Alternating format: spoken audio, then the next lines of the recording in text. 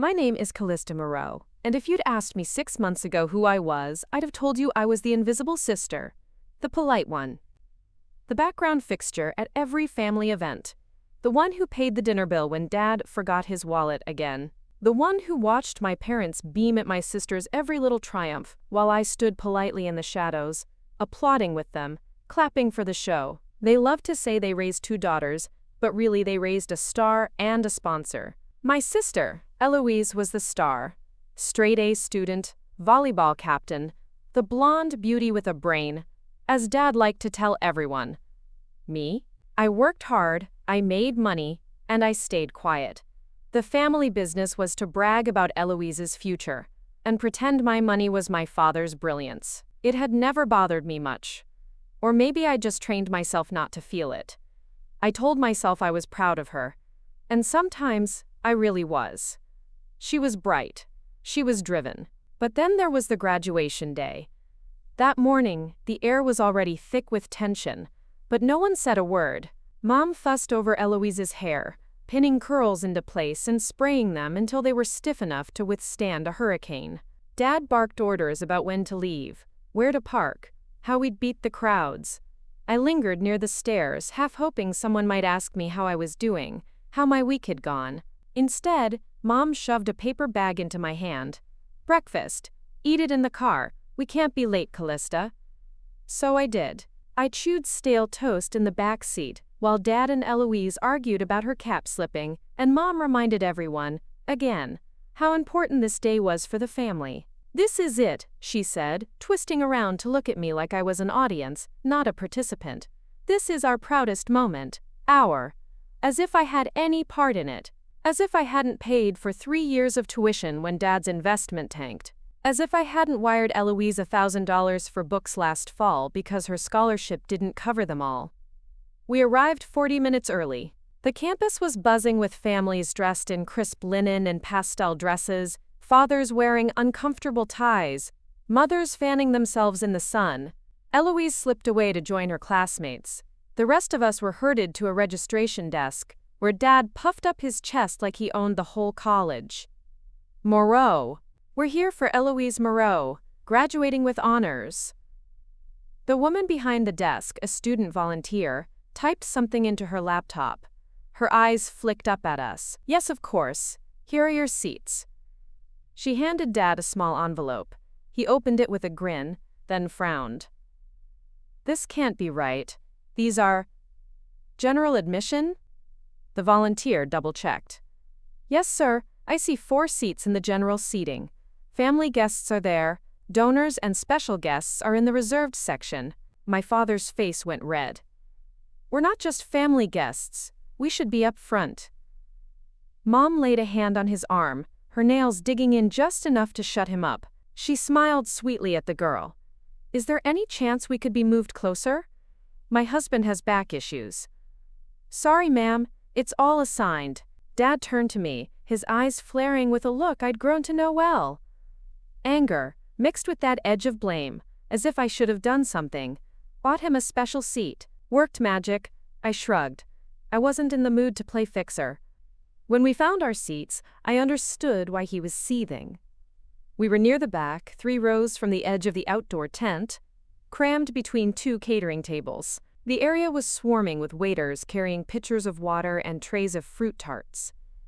One of the chairs even had a staff tag taped to the back. Dad ripped it off and shoved it under his shoe. Mom kept whispering, "It's fine, it's fine," but her face was tight. I sat there feeling sweat roll down my spine, staring at the rows of white folding chairs in the reserved donors section at the front, plush cushions, bottled water under each seat, families who looked like they'd stepped out of a glossy alumni brochure. And then there was us. The sideshow. I watched the dean make his way to the stage. I didn't know him personally, but I knew his face from the website. He was shaking hands, smiling for photos with the VIP parents, laughing with people who had buildings named after them. I could feel Dad vibrating next to me, about to erupt. He kept craning his neck to see if anyone we knew was watching. He had always cared more about perception than truth. I almost wanted to comfort him, almost. But then I looked at Eloise, standing in line with her class, beaming like the sun, and that pity shriveled up. When the ceremony started, I tried to pay attention. I really did. The speakers droned on about futures and gratitude and changing the world. I clapped when I was supposed to. I forced a smile when Eloise's name was called and she strutted across the stage, all white teeth and golden curls under her cap. She hugged the dean and posed for a picture. Then, just as she stepped aside, the dean leaned toward the microphone again. Before we proceed, I'd like to take a moment to recognize one of our institution's generous donors. He paused, scanning the audience. Could Callista Moreau please stand? For a heartbeat, I thought I'd misheard him. Dad turned to me, mouth open. Mom looked like she'd been slapped. Around us, heads swiveled. The staff by the catering table actually stopped moving. Callista Moreau? The dean repeated, smiling directly at me. Please stand. I stood. My legs shook. I felt every eye on me. A polite smattering of applause swelled, then grew into something louder. The dean gestured to the front row. Miss Moreau, we'd like you to join us in the donor section where you belong. Dad grabbed my arm, his fingers iron tight. What did you do? He hissed. I peeled his hand away. I stepped out of the row, my heart pounding so hard I could taste it. The dean was waving an usher over to guide me. I glanced back at my parents, who sat frozen in their folding chairs, mouths twisted into brittle smiles that didn't reach their eyes. I felt taller than I had in years. I walked forward, each step scraping away another layer of the old me, the invisible sister, the silent sponsor, the one who didn't deserve a seat at the front. Not anymore. And as I sank into the plush chair marked donor, legs trembling, hands damp, I caught Eloise's eyes across the stage. She looked confused, angry, like her perfect day had been upstaged by the one person she never saw coming. I smiled at her, wide and calm, and for the first time in my life, I didn't feel the need to apologize for taking up space. Before we jump back in, tell us where you're from. If this story moves you, please subscribe. Tomorrow, I have a special story for you. The applause faded, but the echo of it still pulsed in my chest, like a second heartbeat. I sat there, back straight, palms pressed together in my lap, trying to swallow the wave of adrenaline that made my fingers twitch. I could feel the stares prickling at my skin like static electricity. Some were curious, others calculating. And then there were the ones that burned, my parents' eyes drilling into the back of my head from their plastic folding chairs near the catering tables. A student usher brought me a chilled bottle of water, setting it carefully on the armrest of my cushioned chair. Is there anything else you need, Miss Moreau? She asked, her voice tight with the same polite confusion everyone seemed to carry. I managed a small smile. No, thank you. This is fine. She bobbed her head and hurried back down the aisle, as if afraid of catching the discomfort that clung to me. I twisted off the cap and took a sip, the cold water shocking my dry throat. My mind felt too big for my skull. A single thought looped over and over. They know. They know it was me. A polite woman in pearls leaned across the empty seat to my right. So lovely of you to support the school, dear, she murmured, her voice warm but her eyes sharp, scanning me for clues. We were all wondering who that anonymous donor was this year. Quite a contribution, I hear. I nodded, pressing my lips into a neutral line. I'm happy to help, I said, but my voice cracked on the last word. I cleared my throat and pretended to study the stage. Happy to help. I almost laughed. Years of being the fallback, the safety net, the piggy bank. But I'd never attached my name to it before. It was always Dad who took the bow. Dad who stood for the family. Not today. Eloise's name still glowed on the projection screen above the stage. She'd taken her diploma and moved to stand with her classmates, but she kept darting glances at me, her perfect smile wilting like a flower in the sun. Even from here, I could see the questions spinning behind her eyes. Why hadn't she known?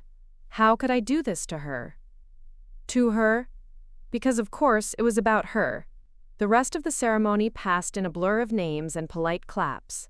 I barely heard any of it. I felt like I was balancing on the edge of a cliff, waiting for a gust of wind to shove me over. When the final speaker thanked the guests and dismissed the graduates, the crowd erupted into cheers. Families surged forward, flowers in hand, balloons bobbing overhead. I stayed seated for a moment longer, staring at my hands. They were shaking. "Miss Moreau?" The same student usher reappeared, this time with a thin man in a tailored suit beside her. His smile was fixed, but it didn't reach his eyes. "I'm Mr. Keller, the dean's assistant," he said, extending a hand. I shook it, surprised by how warm and dry his skin was.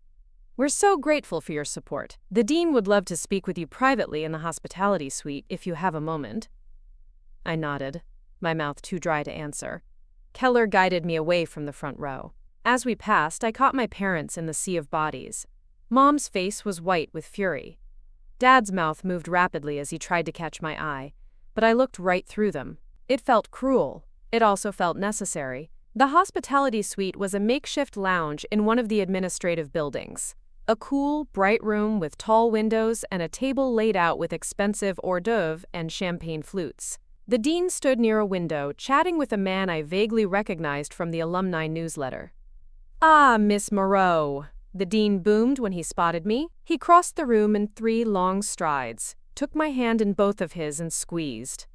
"I wanted to thank you personally. What you've done for this institution is truly remarkable." I felt the heat rise in my cheeks. "It's just, I wanted to help," I said again, my words feeling smaller each time I said them. "The school's been good to my family, and you've been good to us," he said, his eyes twinkling with the sheen of polished charm. "We'd love to invite you to our annual benefactors dinner next month. You'll meet other donors, see what your contribution is building here. And of course, we'll be recognizing your generosity in our next report." "Actually," I said, my voice suddenly louder than I intended, "I'd prefer to stay anonymous." His smile faltered for a fraction of a second before the mask snapped back into place. Of course. Your wishes are paramount. Still, you should know, you have options. Influence. If there's ever anything you'd like to see changed around here, we'd love your input." I wondered what my father would have done with that offer. He'd probably already have an office with his name on it. He'd probably be elbowing his way into committees, slapping his name on plaques. "Thank you," I said. "I'll think about it." The dean drifted away to speak with another guest. Keller lingered, pretending to be engrossed in his phone. I let myself wander over to the window. Outside the quad was a swirl of families and graduates posing for pictures. I spotted Eloise standing stiffly beside our parents. Her cap was off, hair flat from the spray, her smile brittle as Mom fussed with her robe.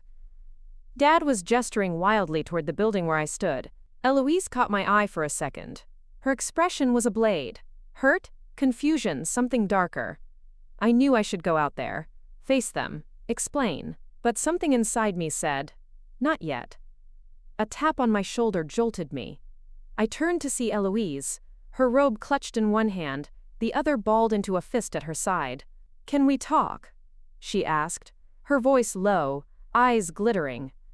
Keller stepped back, pretending not to hear. I nodded. "Of course." She led me out of the hospitality suite, down a quiet hallway lined with framed photos of past graduates. The air smelled like fresh paint and lemon polish.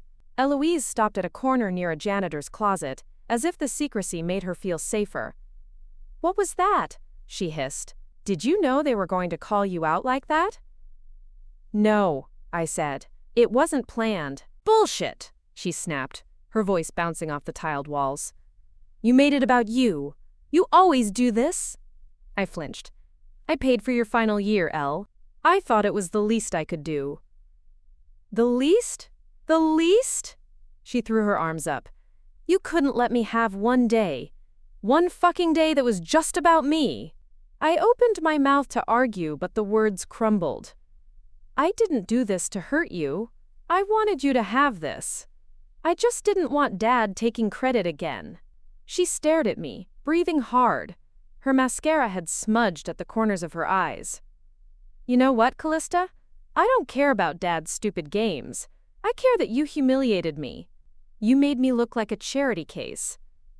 You're not a charity case, I said, the frustration bubbling up. You're my sister. I did what I always do. I helped. She stepped closer, her finger jabbing my chest. No, you didn't help. You showed off. You sat up there like you were the Queen of England. You think money makes you better than us? My temper flared. Better than who? The parents who can't pay for their own kid's degree but throw a tantrum when they don't get credit for it? Eloise recoiled, like I'd slapped her. Wow, so that's who you are now. I took a deep breath, my hands shaking. I'm not sorry for helping you. I'm not sorry they know it was me. Maybe I'm sorry I didn't do it sooner. She shook her head, her laugh sharp and brittle. You'll regret this. I don't think I will. She stormed off, heels clicking down the hall. I stood there, staring at the framed photo beside me. Some smiling graduate from 10 years ago, who probably never had to fight their own family for the right to be acknowledged. I didn't know if I wanted to cry or scream. Maybe both. I felt the ground shifting under my feet, the old rules burning away like dry paper. Part of me was terrified. Part of me was free. When I finally stepped outside, the sun was lower in the sky. The crowds were thinning. My parents were nowhere in sight. I knew this wasn't over. I knew I'd see them soon enough. But for now, I pulled my purse tight against my shoulder and walked toward the parking lot, each step echoing with a question I'd never asked before. What if I didn't go back to being invisible? What if I didn't sit in the shadows anymore? I wasn't sure where that road would lead me, but for the first time, I wanted to find out. And I knew the next battle with my family would come sooner than I thought. The hum of my car's engine did nothing to drown out the replay of Eloise's words. They echoed inside my head like a mocking chorus. You'll regret this. You'll regret this. I gripped the steering wheel so hard my knuckles ached as I pulled onto the main road away from the campus, the grand iron gate shrinking in my rearview mirror. The afternoon light stretched long across the dash, stripes of gold and shadow that flickered with each mile. I didn't go home. I couldn't. The thought of stepping back into my parents' house, Dad demanding answers, Mom's cutting disappointment, Eloise's venom, made my stomach churn. Instead, I drove aimlessly until the streetlights blinked on and the sky shifted from pink to deep bruised purple. My phone buzzed over and over on the passenger seat, but I ignored it. I wasn't ready to hear their voices yet, not when mine was still trembling inside my own chest.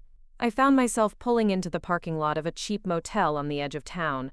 The sign buzzed with half-lit letters. Vacancy.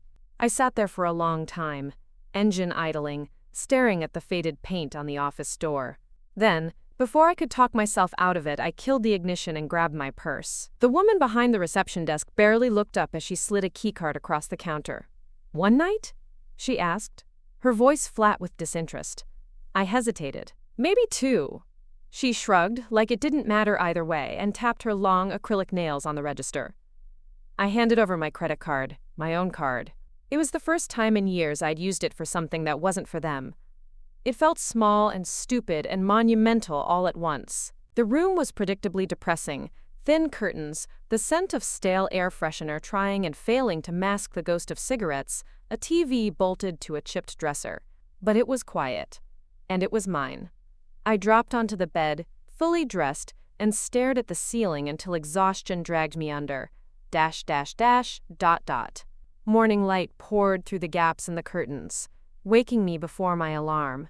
For a moment, I lay there, suspended between sleep and the suffocating weight of reality.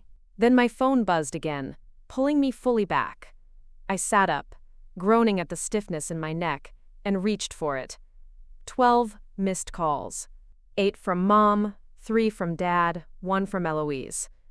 There were texts too, long blocks of messages that blurred into each other. Call me right now. What were you thinking? We need to talk. You've embarrassed us. You need to fix this.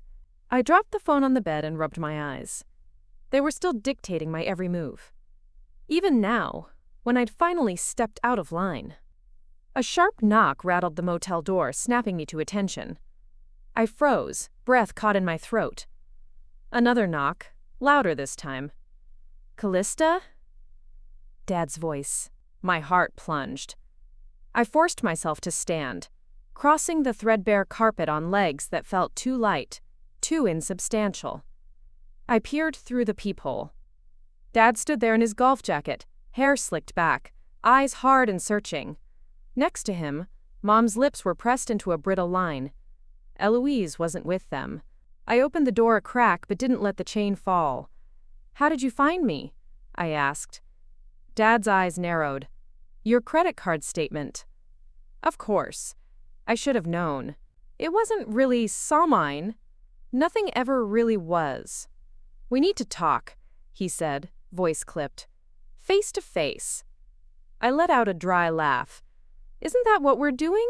Mom's eyes flickered past me, scanning the room like she expected to see evidence of some secret life. "You're acting like a child, Callista," she snapped. "Running away to a place like this. What will people think?" "I don't care what people think," I said, my voice low but steady. "I care what Scant think." Dad's hand slammed against the doorframe. "Don't you dare get sanctimonious with me. After everything we've done for you." "Done for me?" Asterisk. The words exploded out before I could stop them. "I paid for your mortgage when you fell behind. I paid Eloise's tuition. I paid off Mom's credit cards when she racked them up furnishing that stupid summer house. What exactly have you done for me?"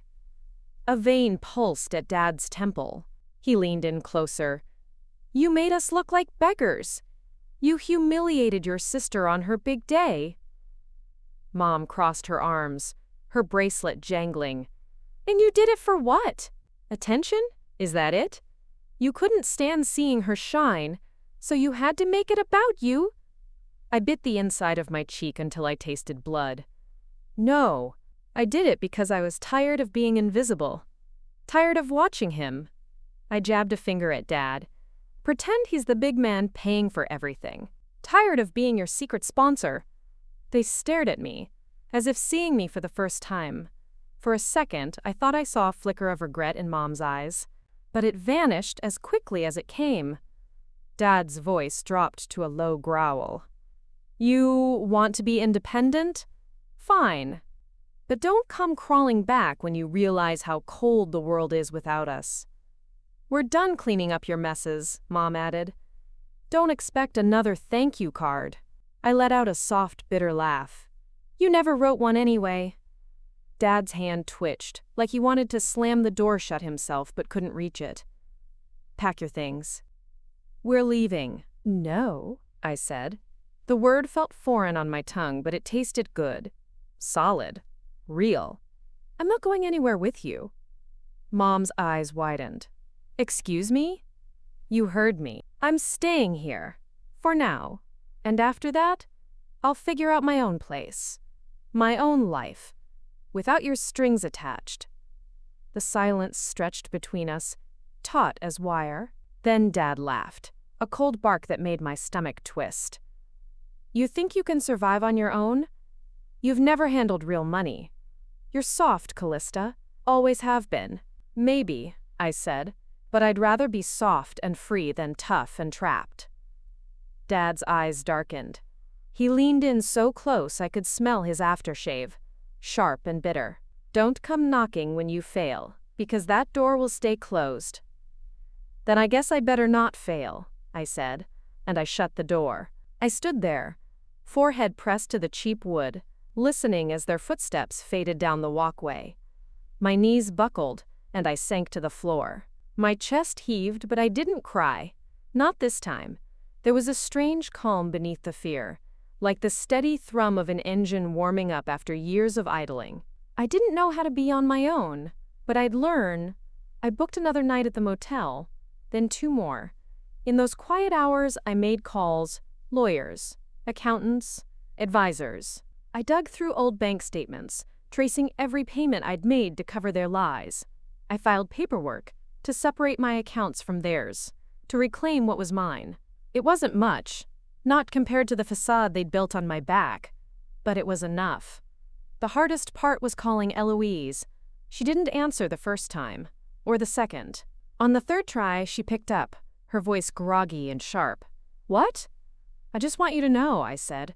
"I never wanted to embarrass you, I just wanted to stop hiding."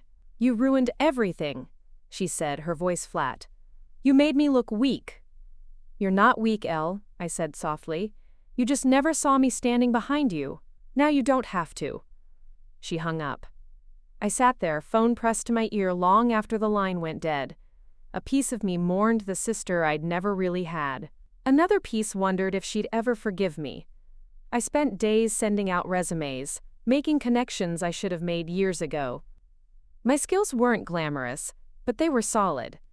Budgeting, investments, quiet negotiations. All the invisible labor that had propped up my family was exactly what companies wanted in a financial consultant. I landed my first contract gig within a week. A small firm that needed someone to untangle a mess of accounts. It wasn't much, but it was mine. My name on the checks. My hours. My rules. The day I signed my first contract, I packed my bags and checked out of the motel. I rented a tiny studio on the far side of town. One room, creaky floors, a bathroom with peeling paint. But it was bright, and it was mine. I stood in the center of that empty space, cardboard boxes piled around me, and felt my chest expand with something I hadn't felt in years. Possibility. I knew Dad would try to spin the story. He'd tell everyone I'd lost my mind, he'd say I owed them. Maybe Eloise would chime in, playing the victim. But I didn't care. Not anymore. For once, the story was mine to tell. And when I lay down on my futon that night, the city lights blinking through the blinds, I closed my eyes and whispered to the darkness. "I see you, Callista Moreau. I see you." This was only the beginning. The first night in my new studio felt like sleeping in the belly of a question mark. The floor creaked with every step, the walls were so thin I could hear my upstairs neighbor's dog bark at shadows. But it was mine. The silence wasn't empty. It was mine to fill. I lay awake for hours, staring at the exposed beam above my bed, tracing every splinter with my eyes, my mind buzzing with what came next. The morning sun cracked through the dusty blinds, lighting up the stack of boxes I hadn't unpacked yet. My clothes were still piled in trash bags, my toothbrush balanced on the lip of the tiny sink. It was chaos, but it was my chaos. I rolled out of bed, made instant coffee on the rickety hot plate, and sipped it sitting on the floor, legs crossed among the boxes. My phone buzzed with new emails. Contract gigs. One-off consults. People who'd heard about my quiet but relentless competence. Word had gotten out faster than I expected. Some of them were the same people Dad used to talk down to at charity dinners. Now they were coming to me. I felt a bitter laugh bubble up. He'd hate that. He'd hate it even more that I hadn't answered a single one of his calls since I left. They came daily, at first. Demands, then threats, then false warmth. "Come home and we'll fix this. We can pretend it never happened," but I knew better. There was no going back. Not for me. One afternoon, 3 weeks in, there was a knock on my door that made my stomach clench. I half expected to see Dad standing there, arms crossed, that look that could shrivel me to nothing. But it wasn't him. Eloise stood in the hallway, her hair pulled back into a messy bun, dark circles under her eyes that her expensive concealer couldn't hide. She looked like she'd aged years since graduation. "Hey," she said, voice tight. I swallowed the lump in my throat. "Hey, want to come in?" She hesitated, then stepped inside, eyeing the cluttered boxes and the rickety folding chair that served as my only real furniture. She didn't sit. She hugged herself like she was cold. "I didn't come here to fight," she said. "I'm so tired of fighting." "Me too." I gestured for her to take the folding chair, but she just shook her head. There was a silence that settled between us, heavy but not cruel. For the first time, I could see her clearly. Not the golden child, the family's precious investment. Just my sister. A woman standing on the wreckage we'd both been buried under. "I don't know how to do this," she whispered. "I keep thinking if I say sorry it'll fix it, but I don't even know what I'm sorry for anymore." I sat on the floor, knees drawn up, watching her. You don't have to know. Just start somewhere. She laughed, a short, cracked sound. They're losing it, you know. Dad's calling every day. Mom's talking about getting lawyers involved. They're furious that you're just gone. Like they don't know what to do without you propping them up. I traced a line on the scuffed floorboards with my finger. Good. Maybe they'll learn to stand on their own. Eloise's eyes flashed. You really think they will? They're parasites, Cal. They'll latch onto someone else. Maybe me next time. Then don't let them. She dropped onto the edge of my mattress, hands trembling in her lap. How? How did you just walk away? How did you do it? I looked around at my tiny studio, the paint peeling near the ceiling, the cracked mirror propped on a crate. I didn't think. I just did it. I didn't wait for permission. I didn't ask for their blessing. I just left. She blinked at me, tears brimming. I'm not you. I don't know if I can. Then start smaller. You don't have to blow it all up in one day. I reached for her hand, and to my surprise, she let me take it. You don't have to be me. Just be you. She squeezed my finger so hard it hurt. It's not fair, you know. You were always the strong one. You were the brave one, too. I laughed softly. You never saw the nights I cried myself to sleep. I'm not brave. I'm just tired of being afraid. We sat there like that for a long time. She asked if she could stay the night. There was barely room for me, but we made it work. Two sisters in a studio apartment, lying side by side on the mattress like kids again, whispering secrets into the dark. .. The next weeks blurred into each other. Work came in. Not big, glamorous work, but steady. I learned to negotiate my worth. I learned to say no. I learned to charge what I deserved, not what made everyone else comfortable. Eloise came by often. Sometimes she stayed over. She started picking up bar shifts at a local restaurant, something to get her out from under Dad's thumb. She looked at me one night over instant noodles, hair shoved into a messy ponytail, and said, I think I want to go back to school. But my way, not theirs. I nodded. Do it. I'll help you if you want. But not like before. Not in secret. Not because they told me to. She smiled. It wasn't the dazzling toothpaste commercial grin that Dad loved to show off. It was small, real. Hers. One morning, a letter arrived. An invitation. The dean's office wanted me to attend the annual benefactors gala. A chance to see the fruits of your generosity, the letter read. Eloise laughed when she read it over my shoulder. You going? She asked. I shrugged.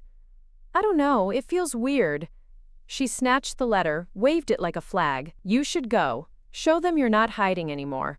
A week later, I stood in front of my closet, a bar with exactly 5 decent outfits, and 1 pair of heels that didn't pinch my toes.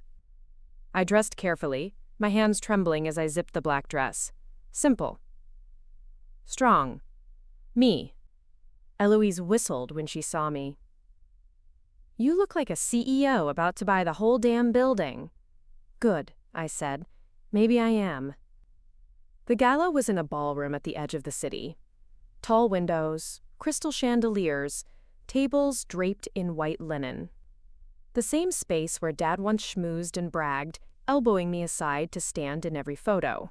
Now, people drifted toward me instead, offering polite handshakes, asking for advice, hoping to catch some of the quiet certainty I carried now.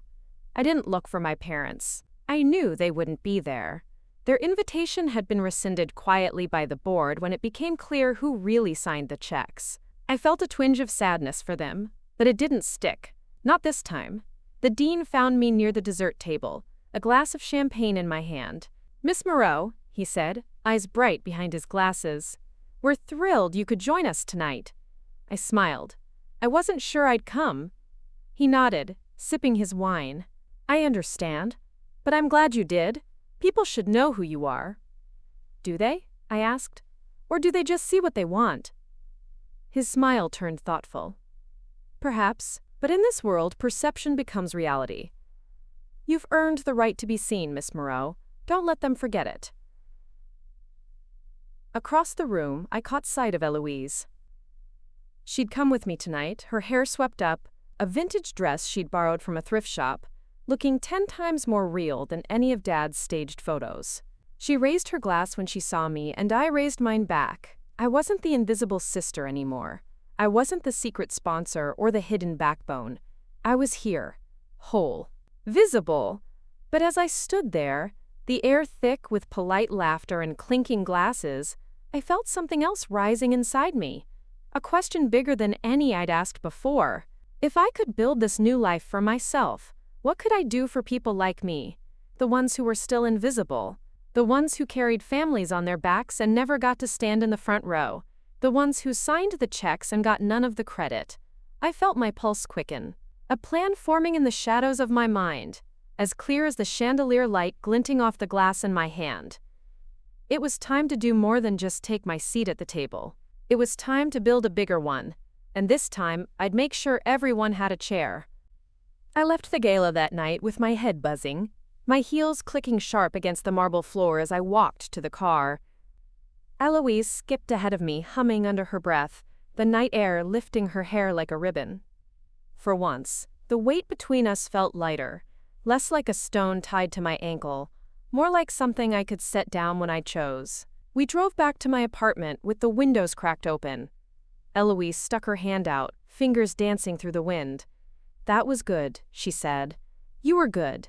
Did you see the dean's face when you told him you wanted to start a scholarship? He looked like he was going to faint." I laughed, a sound that felt new, like it belonged to someone I was still getting to know. "He'll get over it. They'll all get over it." The idea had come to me somewhere between the polite applause and the dry speeches. What if I took the money that had once propped up my family's facade and used it for people like me?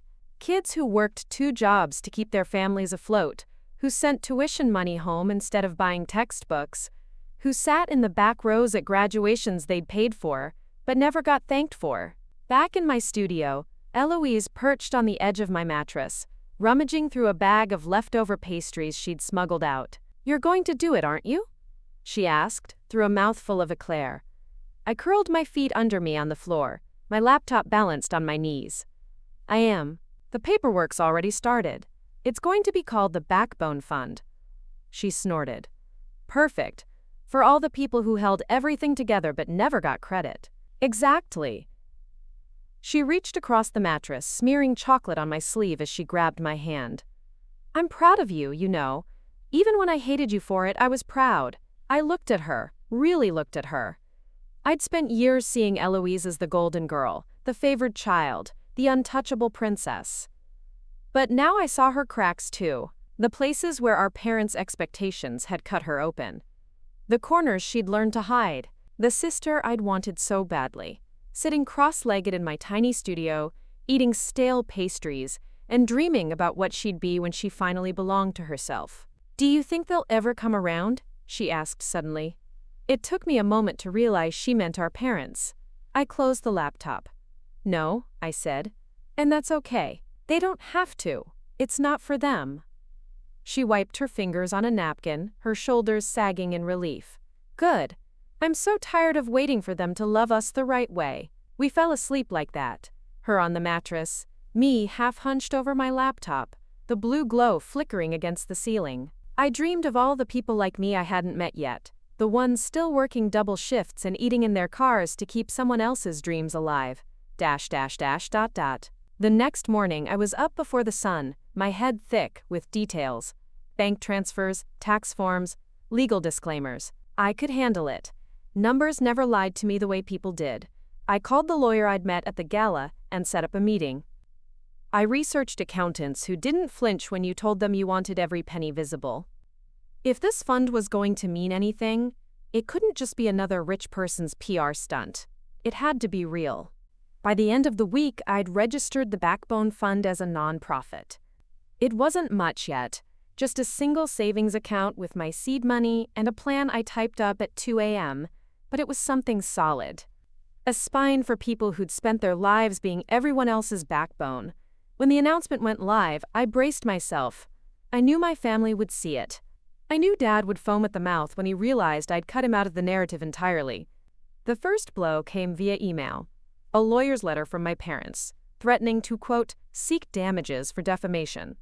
I read it 3 times before the absurdity hit me. Defamation? For telling the truth? For saying out loud what they'd forced me to swallow in silence for years? I forwarded it to my own lawyer with a note. Handle it.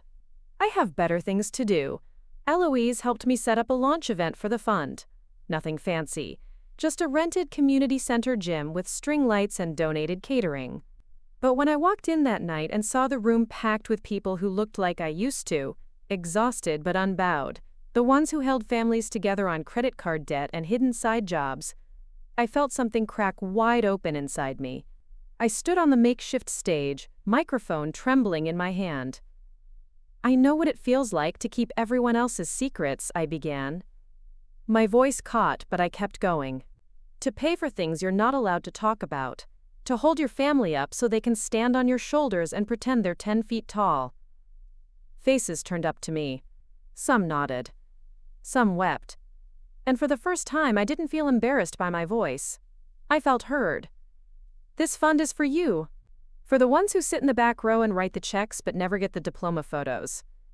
For the ones who sacrifice and stay silent because they think love means disappearing. It doesn't, not anymore. The applause came soft at first, then louder, like rain on a tin roof.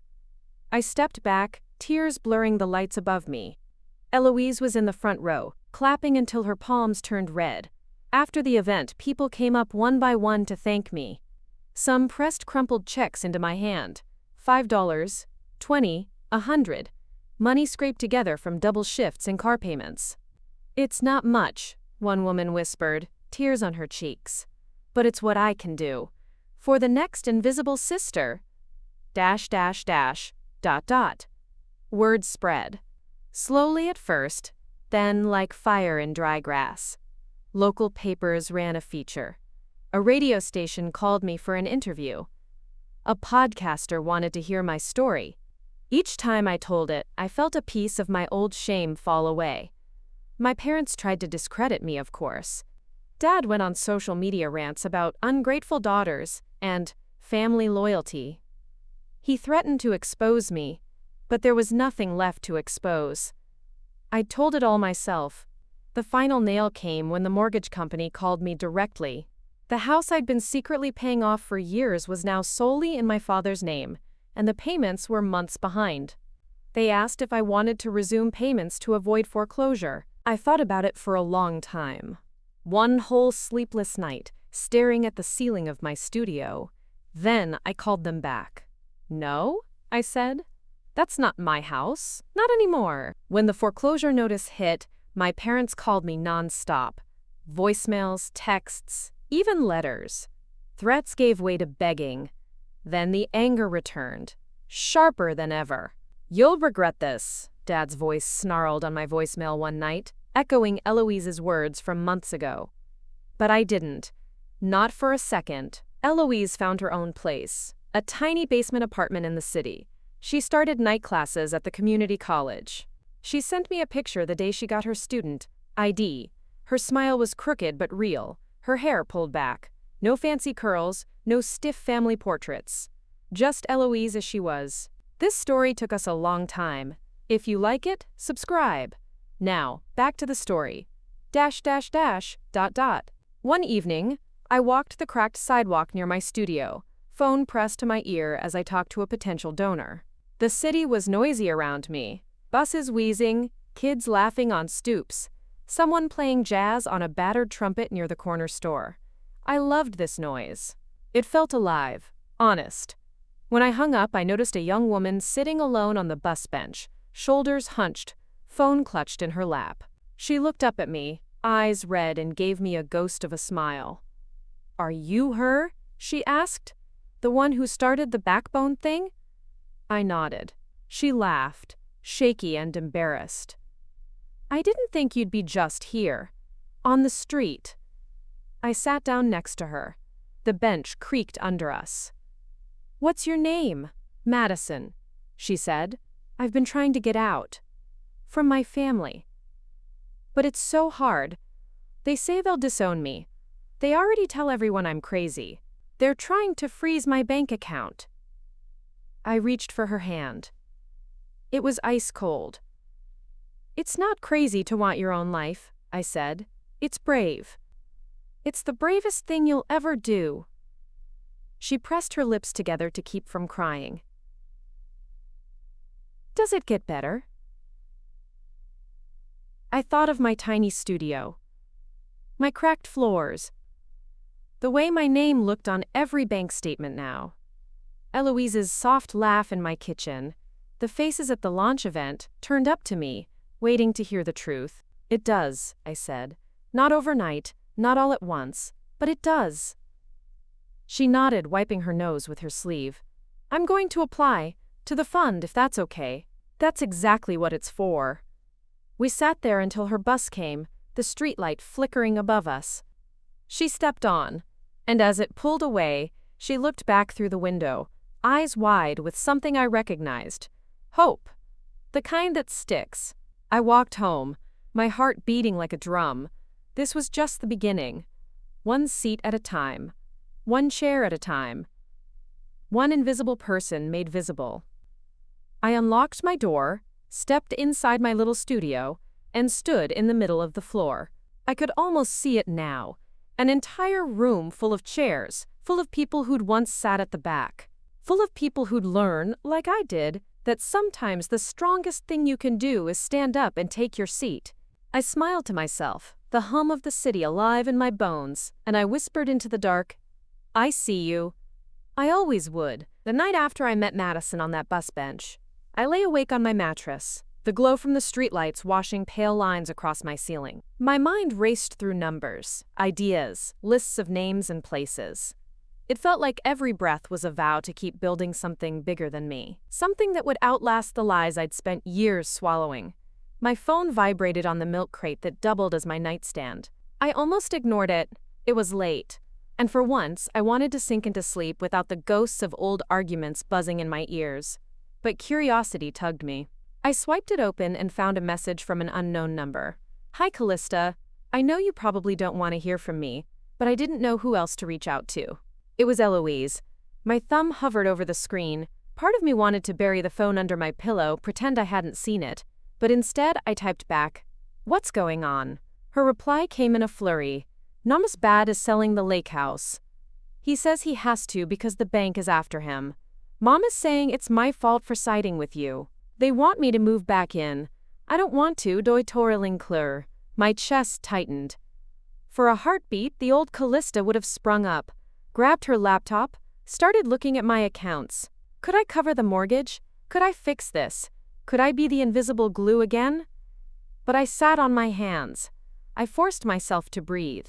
The Backbone Fund was there for people like Eloise too, but not in the way she was used to. Not to bail out a sinking ship that refused to patch its own leaks. Not to plug holes in a lie that would only split open somewhere else. You don't have to go back, I wrote. You can stay with me if you need to. There was a long pause before the three dots appeared again. I don't want to run to you every time they fall apart, she typed. I want to do this right. I want to be my own person. But I'm scared. Juep Tate. Doc. I felt my eyes sting. It's okay to be scared, I replied. Doc's being scared means you're alive. And you're not alone, Elle. Not anymore. We sat on opposite ends of that conversation for an hour. The digital silence between our messages filled with the ghosts of all the years we'd been forced to be so many versions of ourselves for everyone else. By the time I finally set my phone down, I felt something uncoil inside my chest. Maybe we'd never be the sisters we pretended to be in those staged family photos. But maybe we could be something real, something messy and honest. The next morning, Eloise knocked on my door before I'd even had coffee. She looked like she'd been crying, but there was a hard edge in her jaw that hadn't been there before. She held up her phone, showing me an email thread with Dad, pages and pages of accusations, threats, guilt trips. I can't do it anymore, she said. I can't keep being their pawn. You don't have to. I stepped aside to let her in. She flopped onto my mattress, pulling her knees up to her chest. I want to find my own place. Get a second job. Maybe apply for a grant from the Backbone Fund. Is that allowed? I laughed softly. You're exactly who it's for. It won't be a handout. It's a stepping stone. She nodded. Hug. Do you think they'll hate me forever? I sat down beside her, our shoulders touching. Maybe. Or maybe they'll find someone else to hate. It doesn't matter. You don't owe them your soul. She looked at me, her eyes so much like mine in the mirror I sometimes still hated. You know, when you stood up at graduation, I wanted to hate you forever. But now, I think it was the bravest thing you ever did. You made it okay for me to stand up too. I didn't know what to say, so I just squeezed her hand. We sat like that until the sun was high enough to spill gold across my cluttered floor. .. The weeks that followed were a blur of phone calls, paperwork, late nights hunched over my battered laptop. The Backbone Fund's applications started pouring in, emails, handwritten letters, some with tear-stained pages and shaky signatures, people who were ready to stand up, who just needed a little push, a little belief that they weren't as alone as they felt. Every story cracked me open in a different place. The single mother who'd worked 3 jobs while her brother posed in family portraits as the breadwinner. The son who'd remortgaged his tiny apartment to pay off his parents' debts while they took vacations without him. The quiet clerk who'd cashed out her retirement early to cover her sister's tuition, never once getting a word of thanks. I read every word. I made sure every applicant felt seen. And I built a team around me. Small, loyal, fierce people who knew what it felt like to be the invisible ones. Some nights, Eloise sat across from me on the floor, sorting through envelopes, her laptop propped up on a box. She'd found a tiny studio like mine on the other side of town. It was moldy and drafty and hers. She got a waitressing job, then another doing social media for a local boutique. I watched her learn to say no to mom's guilt trips, watched her block dad's calls, watched her sit with the ache of not being their golden girl anymore.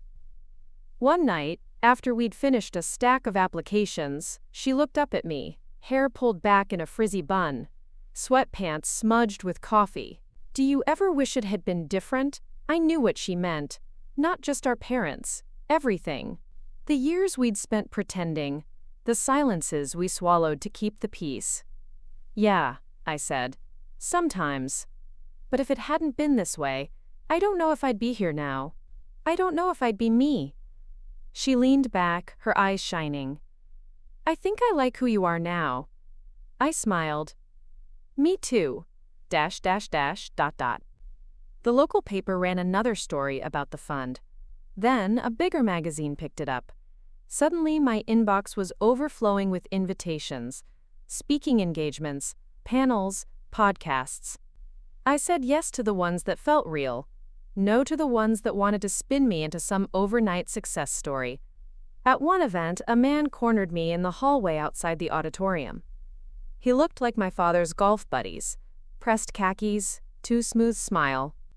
You know, he said, swirling his drink, some people think you're airing dirty laundry, that it's disrespectful, families should keep their secrets. I let the words hang there, then smiled.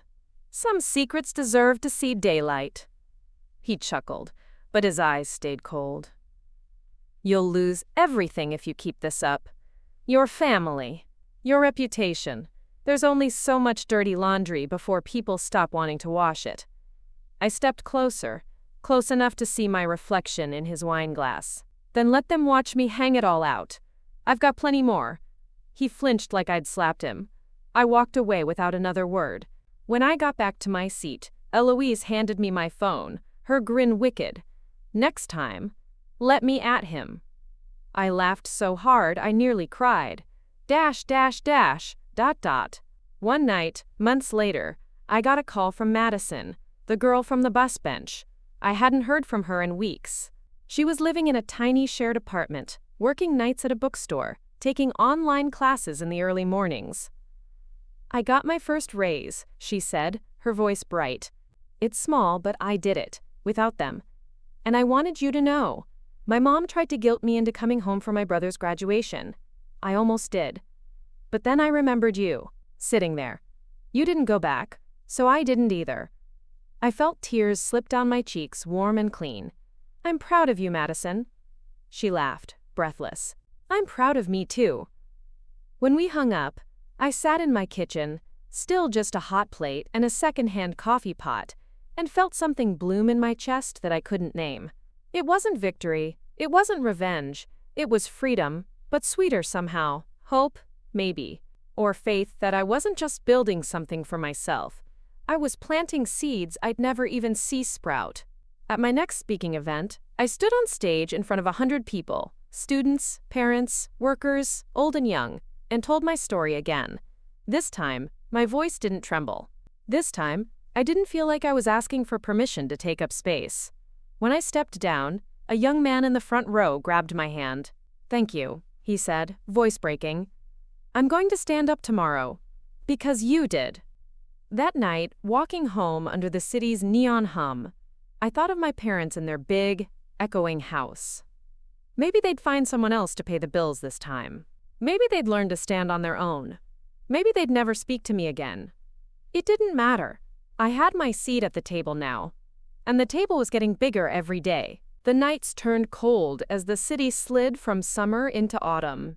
In my tiny studio, I dug out old blankets, patched the drafty window with duct tape, and made a ritual out of cheap tea brewed on my battered hot plate. The heater rattled like it might die at any moment, but it was mine, like everything else here. One evening, I sat cross-legged on my mattress, scrolling through the new messages in the Backbone Fund's inbox. Each name, each story felt like a thread stitching me to people I'd never meet in person. They were everywhere now, cashiers in suburban chain stores, night nurses, janitors, grocery clerks. The quiet ones. The ones who made it all hold together while everyone else clapped for the star of the show. As I scrolled, a familiar name caught my eye. Jonathan Moreau. My father. My stomach clenched. I clicked the email open anyway, even as my hands went cold. .. Callista. Asterisk. I know you don't want to hear from me, but I need you to understand. The house is in foreclosure. The bank is relentless. Your mother is barely speaking to me. Eloise is gone, and now you're gone too. I'm not asking for a handout. I'm asking for my daughter back. For the family to come back together. You've made your point. I admit it. You were right to do what you did at the graduation. You were right to stand up. But this has gone far enough. Please come home. Let's fix this. Nult mortiv though. Hasthi firma love dad. .. I read it 3 times, each word trying to tug me backward into the role I'd finally shrugged off. I could almost hear his voice, warm and remorseful, the way it got when he wanted something. The same voice that had made me pay the bills, buy the groceries, wire the money. A lifetime of manipulation, now dressed up as regret. I thought about what it would cost to cover the mortgage. I thought about Mom's voice on the phone, still cold, still bitter. I thought about Eloise's tiny studio, her chipped mugs and peeling linoleum, the fierce light in her eyes when she talked about applying for her own scholarships. I closed the email. I didn't reply. .. 2 days later, the knock came. I should have known he wouldn't accept silence as an answer. I pulled back the curtain, and there he was, standing on the cracked sidewalk in his tailored coat and leather gloves, looking absurdly out of place next to the boarded-up laundromat across the street. I opened the door just enough to block most of the view. Dad. He smiled like nothing had happened, like we were still back in the house with the marble countertops and the walls that hid all the cracks. Callista, may I come in? I leaned against the doorframe. Why? His smile wavered. To talk, like a family. I let out a sharp laugh. There's no family here. Just you and me. Say what you came to say. He sighed, and for a second, I saw the exhaustion under his carefully combed hair. You were always so good at this, you know, holding it all together.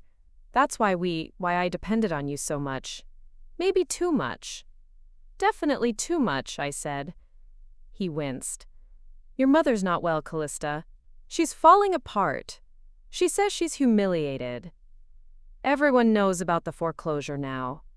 About us losing the house. That's not my doing, I said quietly. That's yours. He scowled. You could have stopped it. You could still stop it. I crossed my arms over my chest. At what cost? He stepped closer, but I didn't move. He looked smaller than I remembered. You used to love that house. The summers by the lake, the parties. Your mother's garden. Don't pretend you didn't. I felt the old ache rise up in my chest. Little girl Callista standing barefoot on the dock, watching her parents argue through the window while she pretended to be a statue. I swallowed it down. I did, but it was never really ours, just another lie we all propped up together. He reached for my hand, but I stepped back. Please, Callista, just this once. Help us get back on our feet.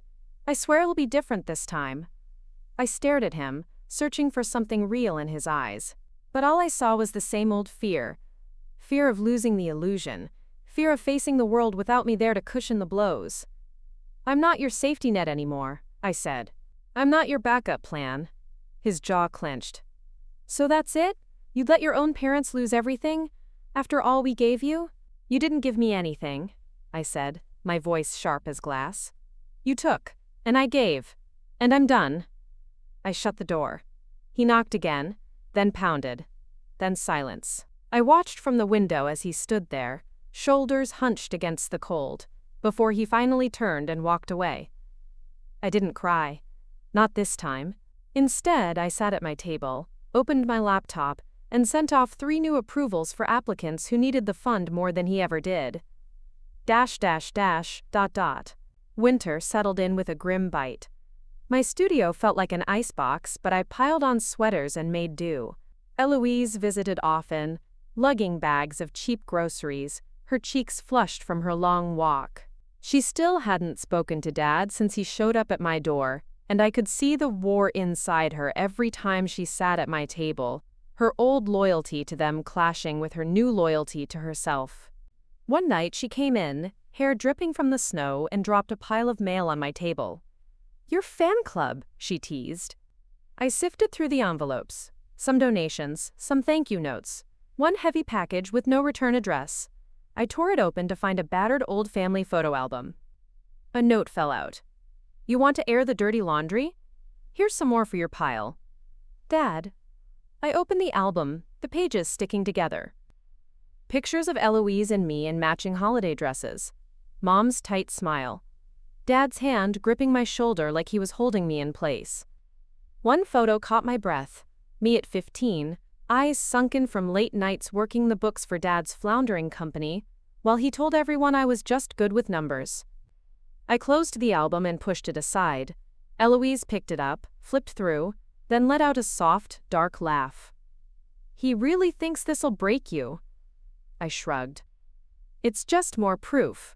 More people who'll see what they don't want to see. She nodded. Good, let them. ... Spring crept in under the cracks in the window. The Backbone Fund's first year closed out stronger than I'd ever imagined. The community center, where I'd held the first launch event, now hosted monthly gatherings, potlucks, workshops, quiet places for people to share stories they'd never spoken aloud. I watched the room fill with people who looked like I used to, exhausted, hopeful, afraid, fierce. At one meeting, I sat beside Madison, who'd gone from that frightened girl at a bus bench to a bright-eyed woman studying for her degree in social work. She leaned over and whispered, "You're not going to stop, are you?" I smiled. No, never. When the meeting ended, I stood by the door to say goodbye to everyone. Some hugged me, some just nodded, some slipped folded bills into the donation box by the door, small amounts, scraped from paychecks that barely covered rent. But it meant more than any check I'd ever written for my family. Outside, Eloise waited for me, shivering in the night air. "You know what I realized tonight?" she said as we walked toward the bus stop. "He's going to hate you forever. Mom, too." "I know." She linked her arm through mine. Good. They should. We laughed, the kind of laugh that cracked open something warm in my chest. We waited for the bus in the halo of a street lamp, our breath puffing white into the spring night. I looked at my sister, at the tired lines that hadn't yet disappeared from her eyes, at the new strength blooming there too. I thought about all the nights I'd stayed awake, wondering if I'd regret standing up, taking that seat in the front row. I thought about every person whose name I'd read in the fund's inbox, every invisible hero waiting for permission to claim a piece of the light. And for the first time, I knew I'd never regret it. Not for a heartbeat. The bus came rumbling up the street, headlights bright in the dark. Eloise squeezed my arm once before stepping on board. She turned back at the top of the steps, smiling at me like she finally saw me for real. "See you tomorrow?" she called. "Yeah," I said. "See you tomorrow?" I stood there until the bus disappeared around the corner, the street lamp flickering above me. The city pulsed around me, alive, imperfect, unbreakable. I pulled my coat tighter, turned toward home, and whispered into the shadows, "I see you." And I knew, somewhere out there, someone was saying it back. The rain came down in sheets the day I stood in front of what used to be my parents' house. The bank's foreclosure sign was nailed to the front gate, the once pristine lawn a patchwork of overgrown weeds and trampled flower beds. I should have felt triumphant, I guess. Some poetic sense of justice. But I didn't. I just felt done. I stood there for a long time, my umbrella a useless shield against the weight of memories. I thought about the graduation day, the folding chairs, the catering tables I'd been seated next to, like an afterthought. I thought about my mother's tight smile, my father's swagger, Eloise's brittle grin in every family photo. I thought about how I'd sat in this driveway for hours once, engine idling, too scared to walk inside because I'd bounced a check to cover their debts. Now the house didn't belong to any of us. Not to Dad, not to the bank, not to me. It was just another empty monument to a lie that had eaten up years of my life. A car pulled up behind me, headlights cutting through the downpour. I turned to see Eloise step out, jacket pulled tight around her shoulders. She looked older than she had even a year ago, but stronger too. She joined me at the gate, our umbrellas knocking together as we stared at the place that had made and unmade us 1,000 times. "I thought you'd be here," she said softly. "I stopped by your place. Madison said you'd left before sunrise." I gave a little shrug, wanted to see it for myself, one last time. She looked at me, searching my face. "Do you feel better?" "No. But I feel free." We stood there in the rain, the silence filled with every argument, every hushed fight behind closed doors, every check I'd written in secret. It felt like a ghost was finally walking off into the trees, leaving me alone on the lawn. When we finally turned away, I didn't look back. Not once. Dash, dash, dash, dot, dot. The Backbone Fund's second year rolled in with new voices, new stories, new battles. I moved into a slightly bigger apartment, one with an actual stove instead of a hot plate, a real table instead of a crate. Eloise painted the walls for me, splotching pale yellow on her jeans and laughing when she tripped over the drop cloth. "You know," she said one night, sprawled on the floor with a pizza box open between us, "sometimes I still catch myself waiting for them to come back. Like they'll show up at my door, pretend none of it happened." I nodded. "I know." She looked at me, her eyes softer than they used to be. "But then I think about you. And I remember, some things deserve to end." Outside my window the city hummed, a restless, tireless thing that felt more like home than the lake house ever did. Dash, dash, dash, dot, dot. It was Madison who suggested we expand. She was 21 now. Her hair dyed bright purple, eyes wide with ideas. "You should do mentorships," she said one night, scrolling through a spreadsheet at my kitchen table. "Small groups, safe places where people can talk about this stuff without feeling like they're broken." "I'm not a therapist," I said. She snorted. "No, you're better. You're proof. That's what they need. Someone who's survived it." I didn't answer right away. I watched her fingers drum the tabletop, saw the spark in her eyes that reminded me of the girl I used to be, the girl who'd done everyone's taxes at the kitchen counter, who'd balanced the checkbook while Dad lied about bonuses. "Okay," I said. "Let's try it. .. The first Backbone Circle met in the back room of the community center, folding chairs arranged in a lopsided oval. There were 10 of us that night, students, retail workers, a single dad who'd been paying off his parents' gambling debts for a decade. No one spoke at first. We just sat there, the hum of the soda machine in the hallway, the only sound. Then a woman named Aria, her coat draped across her lap like a security blanket, spoke up. "I've never said this out loud before," she whispered, "but my mom used to make me sign her credit cards in my name. I'm still paying them off. I'm 34. I don't even know who I am when I'm not paying for her." A quiet ripple of nods, like an underground river finding its voice. A young man named Jordan leaned forward. "Same. Except my dad. I took out loans for his business. I'm still living in a basement studio because of it." I didn't say much that first night. I didn't need to. They weren't asking me to fix it for them. They just needed the words to live somewhere other than their own heads. When the meeting ended, Aria hugged me at the door. "Thank you for giving us a room to say it in," she whispered. I watched her walk into the night, her shoulders squared just a fraction more than when she'd arrived. .. Months passed, the circles grew. Some met in libraries, some in church basements, some on Zoom calls when people were too far to gather. They became little bonfires in the dark, places where invisible people learned to say, "I matter. I did my best. I'm not alone." One night, I sat on my fire escape, legs dangling over the rusted bars, listening to Eloise argue with Mom on speakerphone. I heard Mom's voice crackle through the tiny speaker, sharp, desperate, wrapped in the same old guilt. "I'm your mother, Eloise, after everything I did for you." Eloise cut her off. "You didn't do it for me, you did it for you." There was a stunned silence on the line, then the click of disconnection. Eloise looked at me through the open window, her face flushed. "It felt good," she said.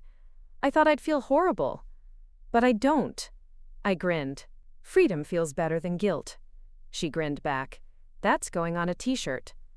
We laughed so loud the upstairs neighbor banged a broom on the floor. .. The calls kept coming. Some from strangers, some from people who used to be strangers but now felt like family. One day I got an email from a girl in another city, 3 states away. "Try some time. Your story found me when I was about to sign a loan for my brother's business. I didn't sign it. He hates me now. But I think you saved my life. Peck." Sometimes the people we saved hated us for it. But that was okay. We weren't here to be loved. We were here to keep them alive. To keep them whole. When the first Backbone Scholarship went out, it went to a young man named Luis, a janitor who'd been working nights while trying to finish a business degree. He stood on stage at a community potluck, holding a check in his trembling hands. "My dad says I'm ungrateful," he said, voice shaking. "But I'm not. I'm just done paying for his messes. I'm ready to pay for my own future now." The applause was thunderous.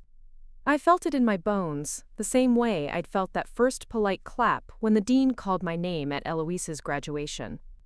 Only now I wasn't standing alone in a sea of folding chairs and forced smiles. I was standing shoulder to shoulder with everyone who'd learned to stop hiding. Afterward, Eloise pulled me aside. She looked at the little gathering. People hugging, passing plates of cold pasta salad, kids tugging at their parents' sleeves. "Do you ever think about what Mom and Dad would say if they saw this?" she asked. I shrugged. "They'd probably say I ruined everything." She laughed, shaking her head. "Good. They should." We stood there, 2 sisters who'd stopped waiting for someone to clap for them. 2 sisters who'd learned how to clap for themselves. ... Late that night I sat at my desk, the soft hum of the city below. I opened the old family photo album Dad had mailed me. Page after page of our forced smiles, our carefully curated lies. I ripped out a picture, me at 15, exhausted, invisible, and taped it to my wall. Next to it, I taped a photo of the first backbone circle. 10 faces, all looking straight into the camera, unashamed. Underneath, I wrote, "I see you." Because that's what this was in the end. Not revenge, not triumph. Just truth. Bright, unstoppable, impossible to bury. The door to my tiny kitchen creaked open. Eloise poked her head in, a mug of tea in her hands. "You're still up," she said. I smiled. "So are you."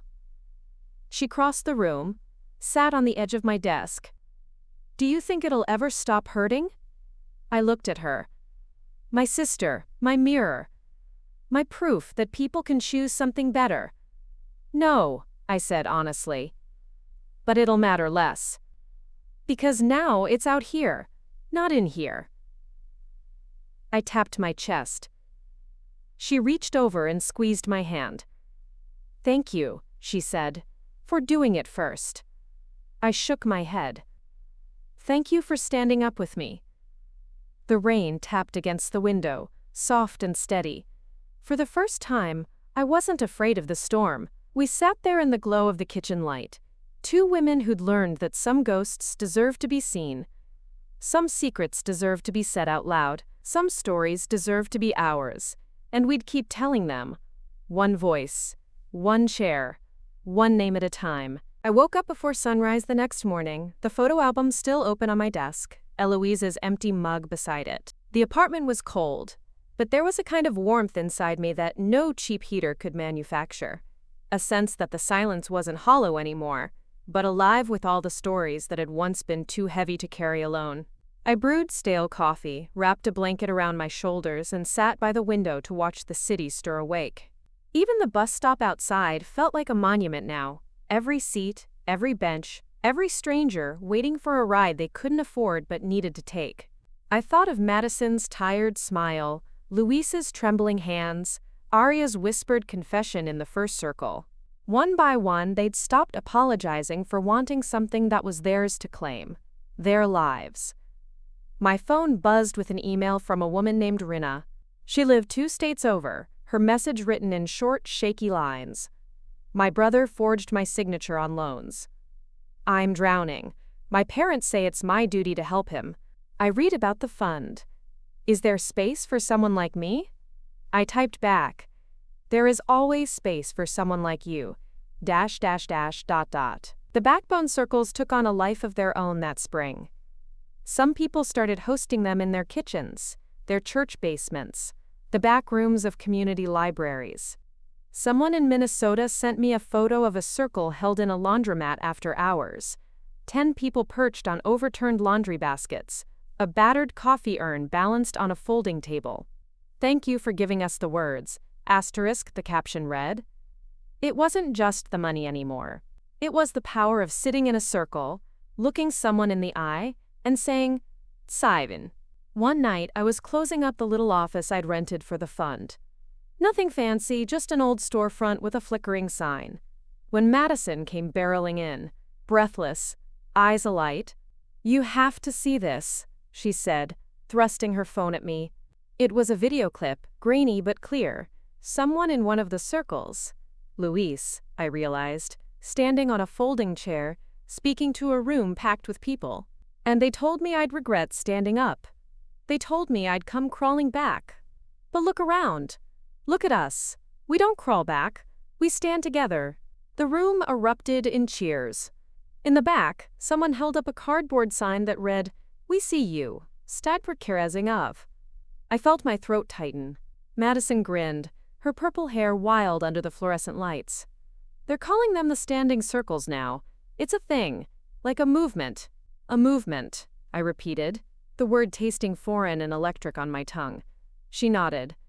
"You started it, Callista, and they're ready for more. .. We didn't have a marketing budget or fancy sponsors. We had old printers that jammed every other day and donated folding chairs that clattered like skeletons when you moved them. But we had people, real people, and that was worth more than any glossy brochure. We started printing tiny flyers. If you've been invisible, we see you. Come stand with us. Madison and a few others, taped them to bus stops, pinned them to corkboards in libraries, slipped them between the pages of self-help books at secondhand stores. Some came, some didn't. Some came and left again, not ready yet to let go of the idea that loyalty meant silence. I understood that. I'd lived it. Eloise and I met once a week at my place to go through applications. She'd pour us cheap wine, sit cross-legged on my battered couch, her hair tied up in a messy knot, eyes sharper than they'd ever been. "Remember when I used to call you boring?" she said one night, her words slurring slightly from her second glass. I laughed. "Constantly." She poked me in the shoulder. "Turns out, you were just planning a revolution." ... Some nights, the old ghosts rattled their chains. I'd hear Mom's voice on a stranger's radio interview, talking about the tragedy of losing the house. Dad had started going to local business mixers, telling people he'd been betrayed by his ungrateful daughters. The first time I heard it, I felt that old panic rise up, like maybe I'd made a mistake, like maybe the story should have stayed buried. But then Madison would drop by with a tray of leftover muffins from her bookstore job. Or Luis would text me a picture of his new apartment key. Or I'd get an email from someone I'd never meet saying, "Because of you, I said no this time." The ghosts grew quieter after that. ... By summer, the Backbone Fund had helped more than 100 people untangle themselves from debts they'd been forced to carry. Some used the money for tuition, some for housing deposits, some just for groceries, for the first time bought with their own money, not secret cards they'd been guilted into maxing out. One night, we gathered in the park near my apartment for what we called the Big Circle. Everyone who could come, all in one place. I stood on the edge of the crowd, Eloise at my side, watching families spread picnic blankets under the stars, kids chasing each other between folding chairs. Madison found me in the chaos, out of breath, her grin wide. "You need to say something." I shook my head. "No one wants a speech." She nudged me. "Yes, they do. You're the reason we're here." I stepped onto an old wooden crate someone dragged over, my heart hammering so hard I thought it might break my ribs. The hum of laughter and soft conversations quieted. Faces turned to me, some I knew by name, some I'd never seen before but felt like I'd carried their burdens for years. "I don't have anything fancy to say," I began. "I just want you to look around. Look at each other. Look at what we did when we stopped pretending we were okay, when we stopped letting our silence buy other people's comfort." A murmur of agreement, soft and steady. "We're not invisible anymore," I said. "And every time you say your truth out loud, you give someone else permission to do the same." I looked at Eloise, her eyes shining under the park lights, Madison wiping at her cheeks with her sleeve. Faces in the crowd nodding, clapping, smiling through tears. "This isn't about revenge," I said. "It's about freedom. It's about building something bigger than the lie they told us. That our love was only worth something if it was silent." Applause swelled around me, the sound of it cracking open the warm summer night. When I stepped down, Eloise pulled me into a hug. "You did it," she whispered. "You really did." I pulled back just enough to look her in the eyes. "We did. ... After the park cleared out, I sat on my stoop, barefoot, my knees pulled up to my chest. Eloise leaned against the railing beside me, humming some old pop song we used to dance to in our bedrooms when we were kids. "I think about them sometimes," she said. "Mom and Dad. What they're saying about us now." I shrugged. "They'll spin whatever story they need to feel better. That's on them." She nudged my foot with hers. "Do you think you'll ever talk to them again?" I thought about the foreclosure sign, the echo of Dad's knock on my door, the brittle silence on Mom's voicemails. I thought about the weight that had lifted the moment I realized I didn't owe them my silence anymore. "No," I said finally, "and that's okay." She let out a long breath, like she'd been holding it for years. "Good. Me neither." We sat there under the street lamp, until the sky turned soft and pale, our breath mixing with the cool dawn air. Two sisters who had learned how to love each other without needing anyone else's permission. 2 women who no longer sat with the staff while other people feasted at the front table. I closed my eyes and pictured that room again. The big, bright hall at Eloise's graduation. The chairs. The staff table. The donor section. And the way I'd stood up, legs shaking, voice trembling, but heart steady. I'd stood up once. Now 100 people were standing with me. Soon there'd be thousands. A whole chorus of voices refusing to be small. Refusing to be invisible. I felt Eloise's head drop onto my shoulder. Heard Madison's laughter drifting down the block as she said goodbye to the last stragglers. The hum of the city wrapped around us like a heartbeat. I whispered to the dark, the same promise I'd made 100 times before. I see you. And this time I knew somewhere, someone was saying it back. The days blurred into weeks, and the weeks into months, but the circles kept growing. Sometimes they felt like secret gardens, springing up in the cracks of a crumbling old city. Tiny oases where truth bloomed out loud. We didn't advertise on billboards, or beg for press. We didn't have to. Word spread the way truth always does, whispered in break rooms and bus stops, slipped between friends who had spent years swallowing the same lies. I moved into a bigger office. Still modest, still no frills, but it had room for desks and a secondhand coffee machine that gurgled like an old man trying to clear his throat. Madison took a corner desk, her purple hair now streaked with teal. Luis came on part-time to help with admin. Eloise dropped by every week with fresh pastries from the bakery that had finally given her her own marketing contract. Some nights she fell asleep on my ratty old couch, her laptop open on her knees, editing flyers for the next Circle event. One Friday, as we packed up stacks of printed pamphlets for a community fair, Madison looked at me over the top of a box. "You know what you need now?" she said, eyes glinting. "A sign. Out front. Not just a taped-up piece of paper that says Backbone Fund in marker." I laughed, wiping sweat from my hairline. "A sign costs money." "So does your daily stale coffee habit," she shot back. "We'll find it. Or, we'll paint one ourselves. It's time people know where to find us." She was right. We'd spent so long being invisible, moving like shadows, that part of me still flinched at the idea of putting our name on the street. But these days that old fear felt like an old coat I'd outgrown, stiff and too heavy to keep dragging around. So we found an old sign shop willing to barter for consulting work. I spent 3 nights untangling their ledgers, writing up a plan to save their struggling family business. In exchange, they made us a sign, simple white letters on a cobalt blue background. Backbone Fund. We see you. The day they installed it, Eloise brought a bottle of cheap champagne, and we stood on the sidewalk, cheering so loud that a man waiting for the bus across the street called out, "What'd you win?"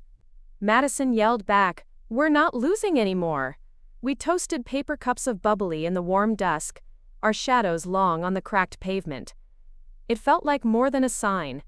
It felt like a promise. We were here. We weren't hiding anymore. ...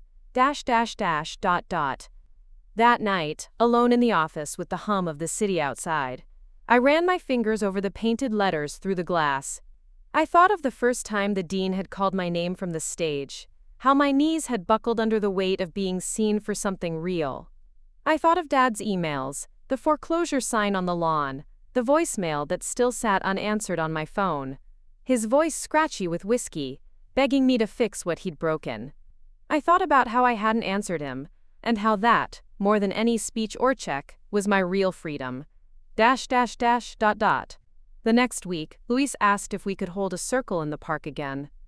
"Not just for old stories," he said, eyes shining, "but for what's next. For the future." I agreed.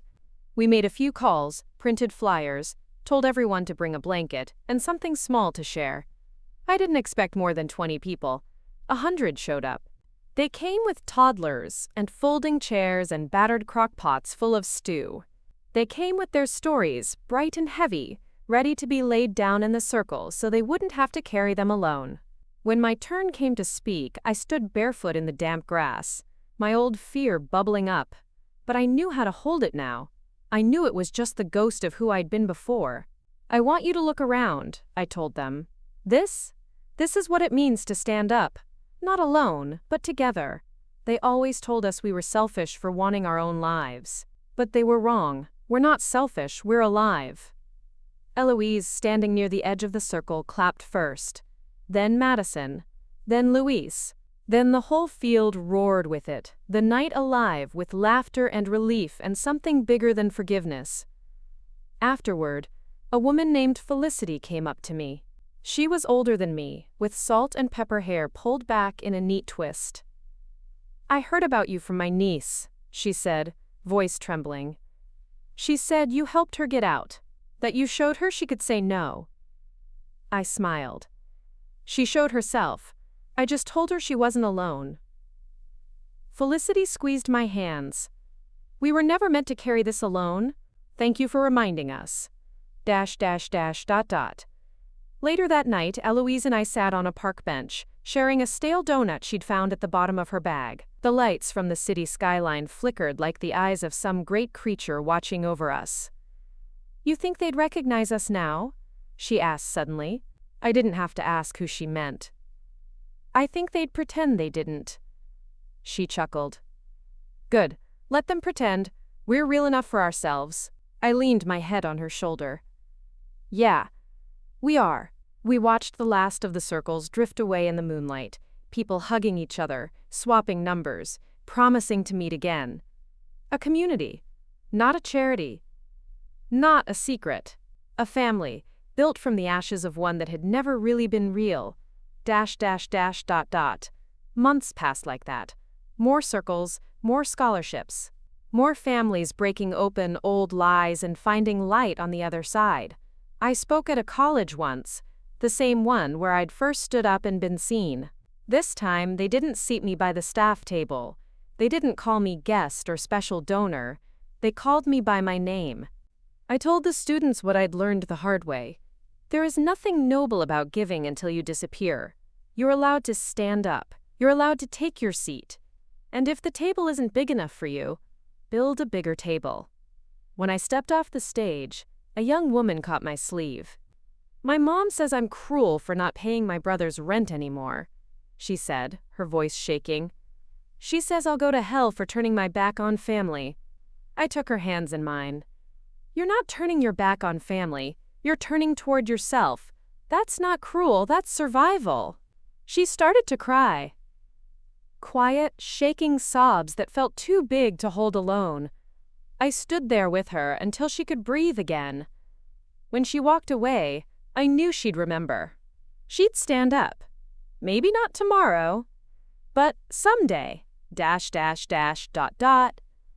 The sign outside the Backbone Fund stayed lit through the winter, a steady glow against the dark. Some nights I'd stand across the street, watching people come and go. A young man clutching an envelope of paperwork, a mother with a toddler on her hip, an old man whose shoulders finally seemed to rest a little easier. Eloise sometimes caught me staring. "You know what's wild?" she'd say, grinning. "You didn't just save yourself, you saved me too. And them. And all the ones we'll never even meet." I'd shrug, but I knew she was right. It wasn't just me anymore. It hadn't been for a long time. ... One night, after everyone else had gone, I sat alone in the office, flipping through a binder of new applications. My eyes were gritty with exhaustion, but I couldn't stop reading. A name, a number, a life cracked open by an old secret. Every single one of them a mirror. On the last page, someone had scrawled a note in big, crooked letters. "Thank you for seeing me. De toi." I pressed my palm to the words, feeling the hum of the street outside, the creak of the heater, the echo of every circle I'd ever sat in. I closed my eyes and whispered it back, my promise stitched into the night. "I see you. I always will." Outside, the sign glowed steady, cobalt blue against the dark, a beacon for every person still standing alone on the edge of someone else's story. But not for long. I told the students what I'd learned the hard way. There is nothing noble about giving until you disappear. You're allowed to stand up. You're allowed to take your seat. And if the table isn't big enough for you, build a bigger table. When I stepped off the stage, a young woman caught my sleeve. "My mom says I'm cruel for not paying my brother's rent anymore." she said, her voice shaking. She says I'll go to hell for turning my back on family. I took her hands in mine.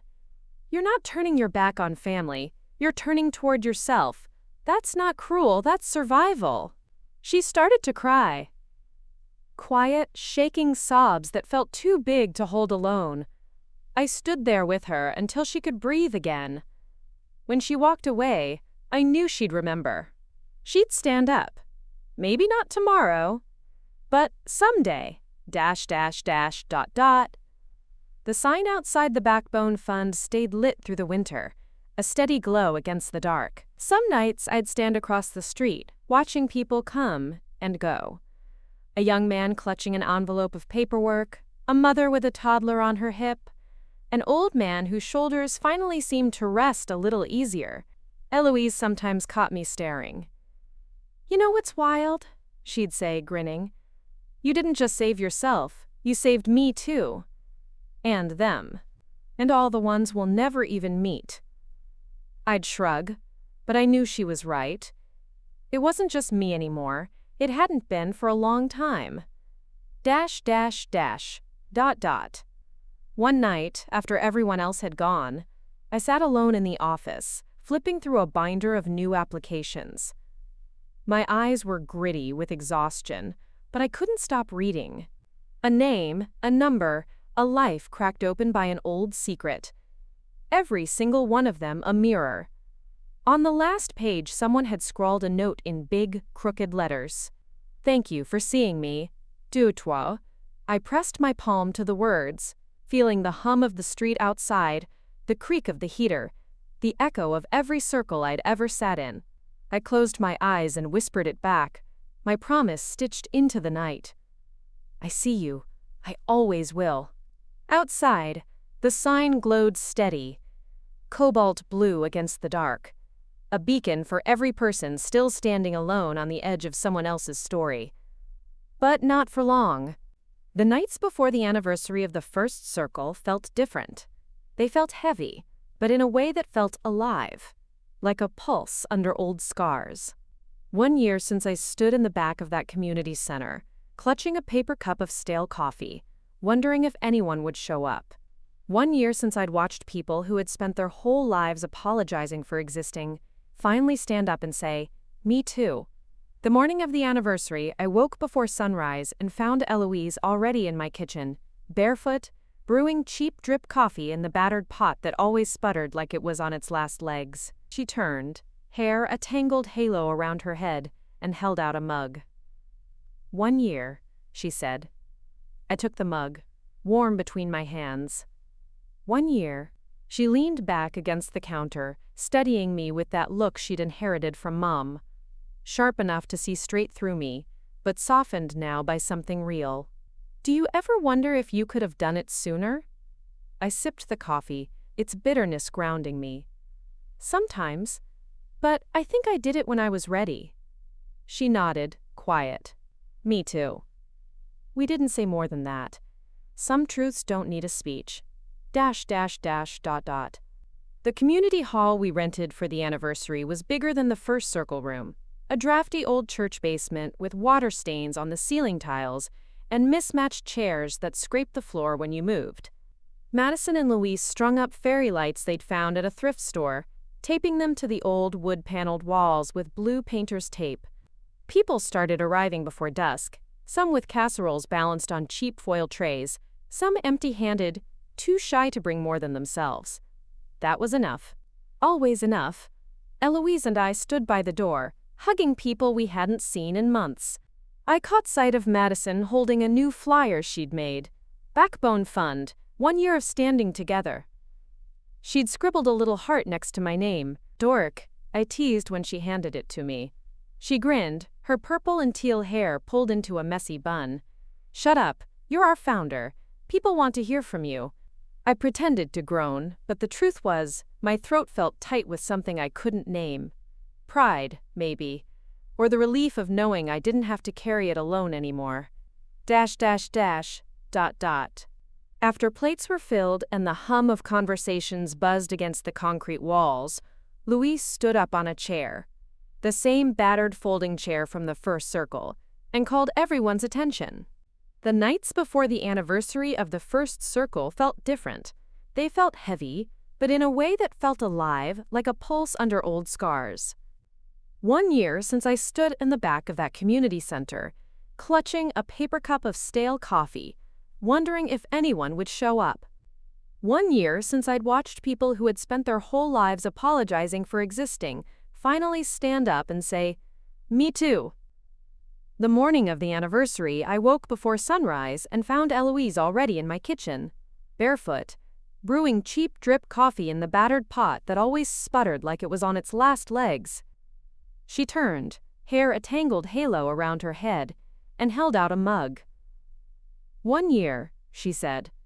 I took the mug, warm between my hands. 1 year.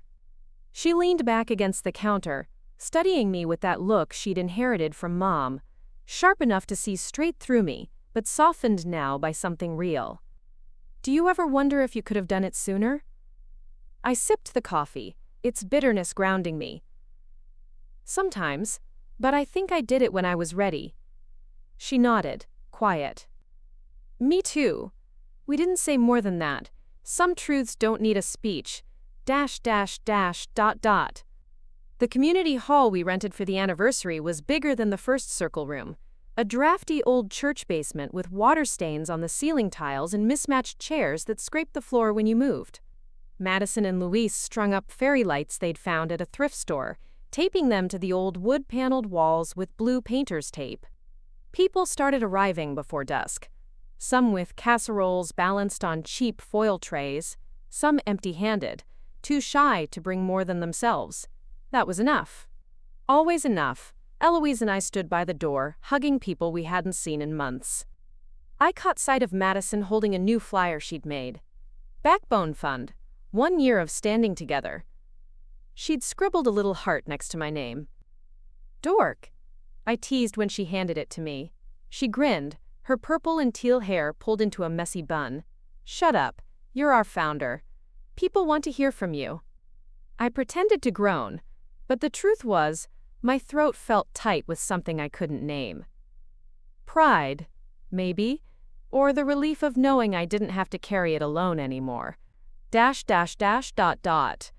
After plates were filled and the hum of conversations buzzed against the concrete walls, Louise stood up on a chair, the same battered folding chair from the first circle, and called everyone's attention. "We're not doing speeches tonight," he said, his grin wide. "But Callista doesn't get to hide in the back anymore. Come on up." Groans and applause rolled through the room.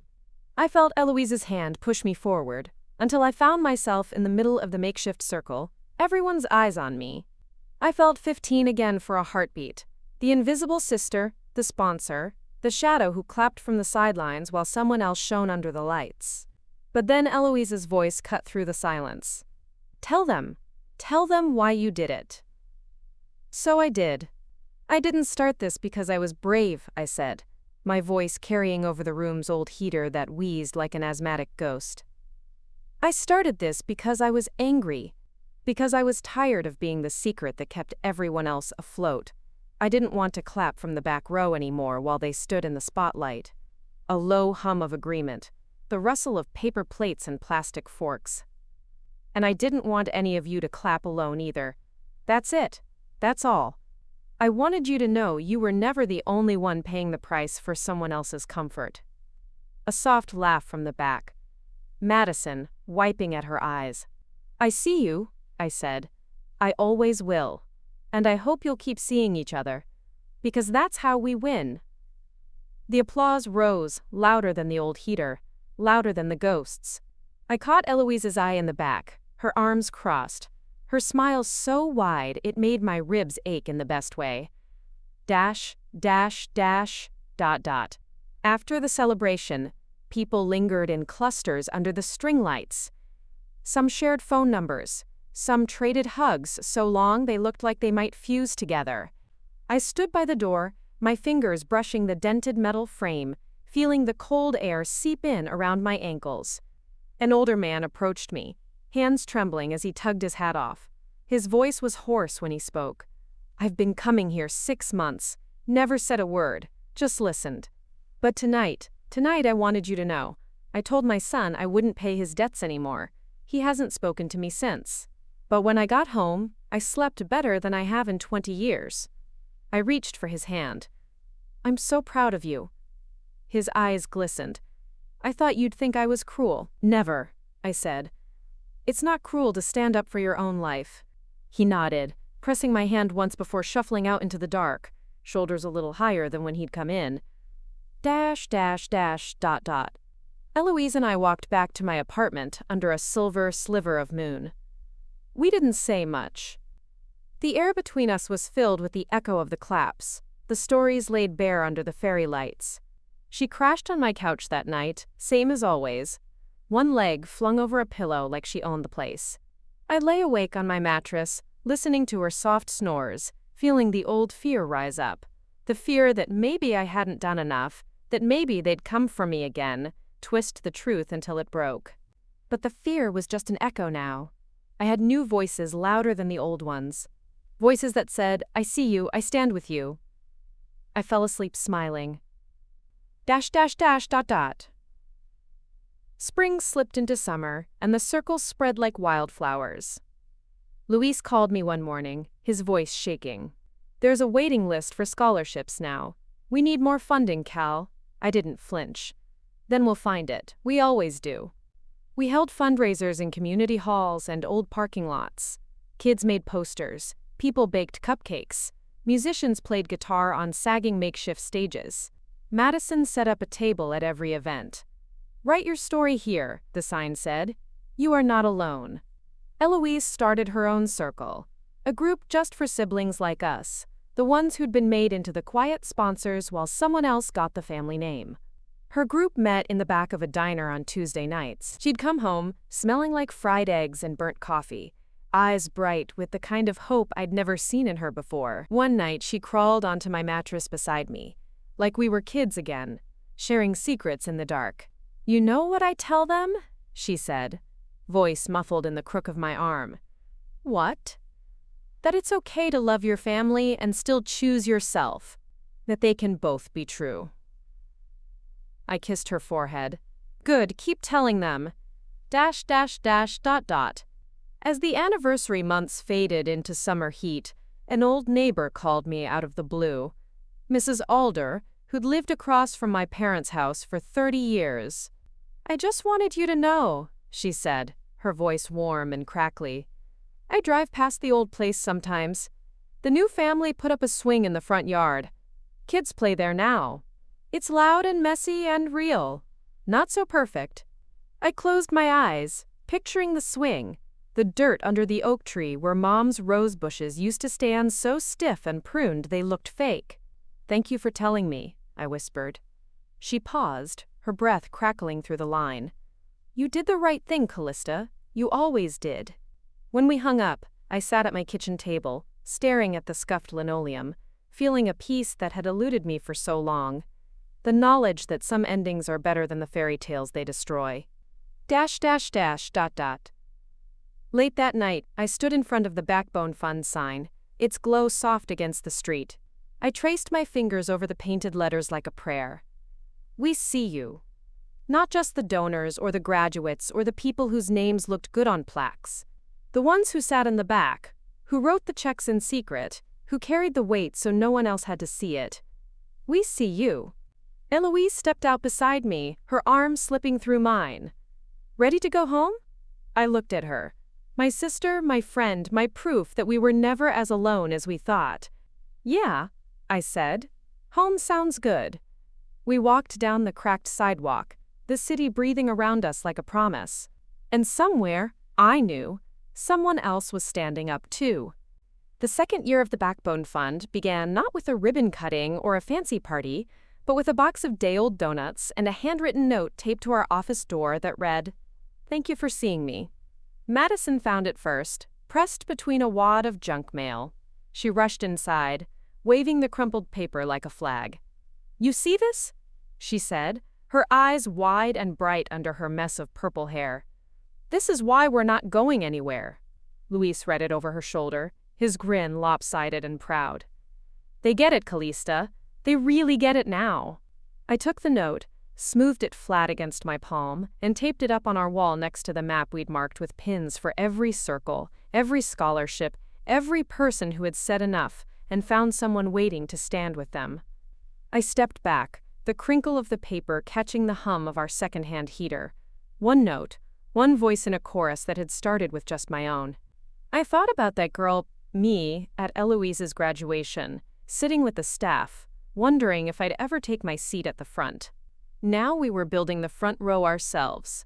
Dash, dash, dash, dot, dot. The circles outgrew basements and borrowed classrooms. They met in libraries, city parks, coffee shops that let us drag tables together long after closing. We held potlucks in parking lots and candlelit vigils for the ones who'd lost too much before they found us. No fancy slogans. No big-name endorsements. Just us, the people who used to think we owed the world our silence. Sometimes I caught Eloise watching me as I stood in front of a room. She'd smile that crooked, proud smile that used to belong to someone else. The golden sister, the perfect one. Now she wore it for herself, for me, for all the people who'd cracked themselves open and let the truth breathe. One Thursday night after a circle, she grabbed my hand as we washed out chipped mugs in the tiny sink behind our storefront office. You know what Mom would say if she saw this? I didn't have to ask.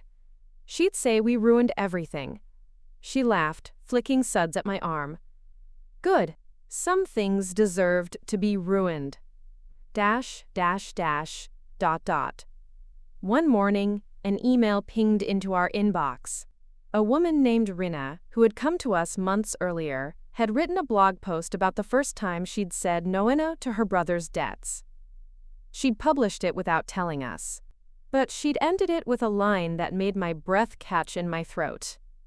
I didn't just survive because of the Backbone Fund. I stood up because I saw someone else stand first. Now it's my turn to be seen. The post went viral in our small corner of the world. Local radio stations called us. Then a few national reporters sniffed around, asking for sound bites and easy angles. Madison wanted to say yes. She was hungry for the world to see what we were doing. But I told her to wait. They'll come when they're ready, I said. The ones who need us will find us. They always do. Dash, dash, dash, dot. In the spring, we organized our biggest gathering yet. A standing circle that stretched across 3 city blocks. We didn't have permits or security guards or glossy flyers. We just told people, if you've ever been invisible, come stand with us. They came. Students with backpacks and parents with strollers. Cashiers in faded uniforms straight off their shifts. Tired nurses with their scrubs still damp from the rain. Some held signs they'd made at kitchen tables the night before. No more secrets. Not alone anymore. We see you. I stood on the steps of an old courthouse. Eloise beside me, Madison bouncing on her toes like she might fly away. Louise passed out cheap coffee in paper cups. It didn't matter that the microphones crackled or that the speakers squealed when the wind picked up. They heard us anyway. I spoke the way I always did, not as a leader but as a sister, a mirror, a quiet voice made loud by the ones who stood beside me.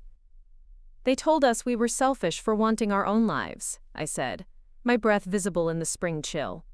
They told us that love meant disappearing, that family meant silence, that loyalty meant we didn't get to say enough. I paused, letting my eyes sweep over the crowd. Hundreds, maybe more, heads bowed, hands clasped, faces lifted like flowers toward a sun they'd waited too long to see. They were wrong, I said, my voice breaking like dawn. We're not selfish, we're not cruel, we're alive, and we're allowed to live out loud. The roar that rose from them cracked something open in me I hadn't realized was still locked away. Eloise grabbed my hand, her fingers damp with tears. Madison threw her arms around my shoulders so hard I nearly toppled down the courthouse steps. In that moment, I didn't think about the family group chats that had gone silent, the holiday cards that never came. I didn't think about the old house with its foreclosure sign or the secrets buried under marble countertops and garden roses. I thought about the bus benches, the folding chairs, the invisible ones stepping into the light, one by one, then all together. We stayed long after the sun dipped behind the courthouse dome. Candles flickered in cupped hands. Old songs hummed low under the streetlights. When the last voices drifted into the night, Eloise and I stood on the courthouse steps alone, our shadows stretching toward the city. She nudged me, her voice soft. "You ever think you'd see this day?" I shook my head. "I think I always hoped." She laced her fingers through mine. "Let's never stop hoping." "Never," I said. ... Summer settled in warm and sticky, the city humming with its own heartbeat. The new circles sprang up in towns we'd never set foot in, people printing our flyers off the website, scribbling their own stories in the margins. Louise kept a running list of how many we'd reached. Madison kept tacking Polaroids to our corkboard wall until there was no blank space left. One night, as we packed up for the day, Eloise caught me staring at that wall. The faces, the scribbled thank yous, the receipts for groceries and textbooks and rent paid in full. She touched my shoulder. "You know this is never going to be just yours again, right?" I felt my throat tighten. "I don't want it to be." She grinned. "Good. Because they're all counting on you to keep standing up." I turned to face her, the sister who'd once sat on the throne I'd built in secret, and now stood beside me, our feet planted in the same cracked ground. "Then we keep going," I said, "one person at a time, .. I went back to the old campus once, on a warm day in late July. The stage was empty, the folding chairs stacked away in a storage shed somewhere. The donor plaques on the walls glinted under the sun, each name a reminder of the days when I'd sat with the staff, waiting for someone to notice me. I walked the path where I'd first stood up, knees shaking, voice trembling, the word donor ringing out like a bell I hadn't known I was ready to ring. I sat on the bench near the edge of the quad and closed my eyes, listening to the ghosts of polite applause and forced smiles. I thought about Mom and Dad, the way they'd rewritten the story in their absence, the way they'd taught me that love was something you paid for in silence and shame. I opened my eyes, the sky bright and wide above me. That bench wasn't mine anymore. That story wasn't mine either. It belonged to the ones who'd come after. The quiet sponsors, the invisible sisters, the staff table souls who would never sit at the back again. I stood, brushing off the dust, and whispered to the air that once carried my father's lies. "Not yours anymore. Mine now. .. I returned to the city just in time for another circle, a late-night gathering under the buzzing lights of an old basketball court. Madison had set up plastic chairs in a rough circle, candles flickering in cheap jars at our feet. Louise passed out thermoses of watered-down cocoa, and Eloise dozed on a blanket with her head on my lap, listening half awake as people spoke their truths. A boy barely older than 20 said, "My mom called me selfish for paying my own rent first." A woman cradling a sleeping baby said, "My brother said I'd rot in hell for not signing his loans." I listened. I nodded. I saw them. At the end I rose, careful not to wake Eloise, and said what I always said. "I see you. I stand with you. And you don't ever have to sit at the back again." The circle broke. People hugged. They drifted back to their cars, to the buses, to the tiny apartments where they'd hang this night on the wall of their hearts like a lantern that would never go out. ... In the hush after, Eloise stirred, blinking up at me. "Did I miss it?" I smiled, brushing hair from her eyes. "You were here, that's enough." She yawned. "Good. I'm tired of missing things." Me too, I thought. Tired of being the afterthought. The sponsor. The silence that made the lie shine brighter. Never again. We packed up the chairs and candles, our laughter drifting up to the apartment windows overhead. Madison linked her arm through mine as we walked home, her head resting on my shoulder. "You think they'll keep standing up when we're gone?" she asked, her voice hushed in the warm dark. I didn't hesitate. They will, because they're not standing for us anymore. They're standing for themselves. She squeezed my arm, and I felt her quiet, stubborn heartbeat echoing mine. Back in my apartment, Eloise curled up on the couch, Madison crashed on the floor, Louise snored in the armchair by the door. The city pulsed outside my window. Alive, messy, real.